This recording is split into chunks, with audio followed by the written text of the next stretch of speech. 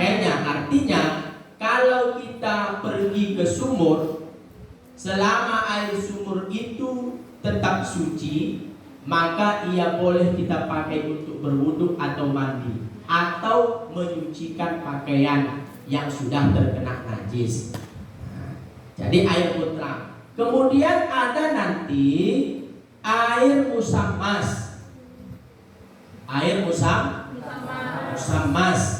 Air musammas itu air yang suci lagi menyucikan, tapi dihukumi makruh memakainya.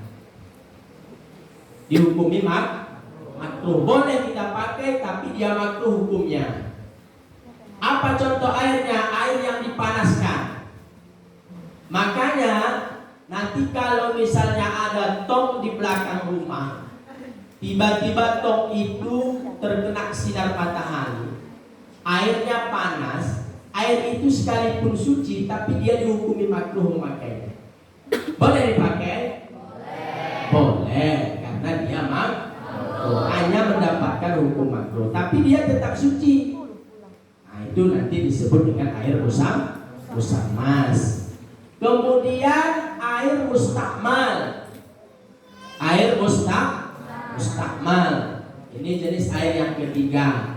Air yang suci tapi tidak menyucikan, yaitu air mustakmal. Dan air ini berubah karena kecampuran perkara yang tidak suci. Atau air ini berubah dengan bercampur sesuatu dan lain sebagainya. Contoh, misal ada air dalam ember, tiba-tiba kita masukkan tangan kita sebelum kita basuh, masuk tangan. Jadi pada saat masuk tangan yang pertama itu, kalau seandainya air ini tidak sampai nanti 2 kullah, maka dia hukumnya adalah menjadi air mustakmal atau air yang sudah terpakai. Jadi bagaimana caranya nanti supaya air itu tetap boleh dipakai untuk berwudu? Ambil gayung. Setelah itu bersihkan telapak tangan. Setelah dibersihkan telapak tangan, kalau dia sudah sekali dibersihkan, baru air itu boleh diambil dari ember, walaupun dia tidak sampai 2 kul. Tapi pada saat membasuh tangan jangan dimasukkan airnya. Misal pada saat kita berwudu, contoh ini misalnya air di sini.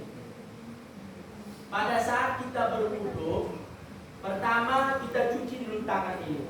Kalau dia sudah bersih, baru kita boleh memasukkan ke dalam wadah atau bejana tadi. Kalau dalam bahasa fikihnya disebut bejana atau wadah tempat.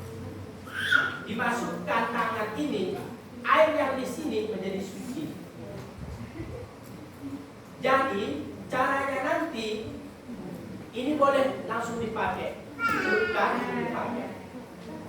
Tapi kalau seandainya nanti membasuh tangan, diambil lagi, kemudian dibasuh tangan sampai kembali, airnya ini menetes ke tempat tadi, dia dihukumi lagi tidak suci atau menjadi air yang terpakai. Kecuali basuhan yang pertama, kalau seandainya sudah suci, kita basuh tangan ini sampai ke situ, kita keluarkan airnya, kemudian basuhan selanjutnya kita masukkan langsung ke tempat tadi, dia menjadi suci. Karena dia statusnya sudah suci. Jadi kalau status anggota badan itu sudah suci, maka dia, tangan kita ini boleh dimasukkan ke dalam wadah atau tempat tadi sekalipun dia tidak sampai 2 kul. Nah, itu dia penjelasan tentang air mustakmal. Kemudian air yang terakhir, 4 tadi jenisnya adalah air najis. Air najis itu dia 2. Pertama, air yang sedikit yang tidak sampai 2 kullah, yang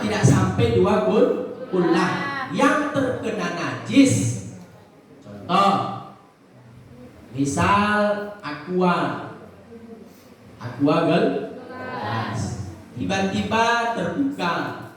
Pada saat terbuka, tiba-tiba rupanya masuk kotoran cicak. Jadi air yang sedikit tadi dia sudah dijatuhi oleh najis. Sekalipun tidak berubah warna, tidak berubah rasa dan tidak berubah bau misalnya, ini tetap dihukumi menjadi najis. Menjadi najis. Itu jenis yang pertama. Jenis yang kedua, air yang sampai 2 kullah tetapi dimasuki oleh najis yang dapat merubah warna, rasa atau bau. Misal di sumur masuk tikus, walaupun di sumur itu lebih 2 kullah, kalau seandainya dia sudah berubah baunya, warnanya atau rasanya, maka dia air tersebut dihukumi najis. Jadi kalau seandainya kemasukan atau dimasuki oleh najis, maka tempat tersebut mesti atau wajib kembali dibersihkan. Misalnya ditimpa dan lain sebagainya, menghilangkan bau yang ada di dalam air tersebut. Itu 4 jenis macam airnya.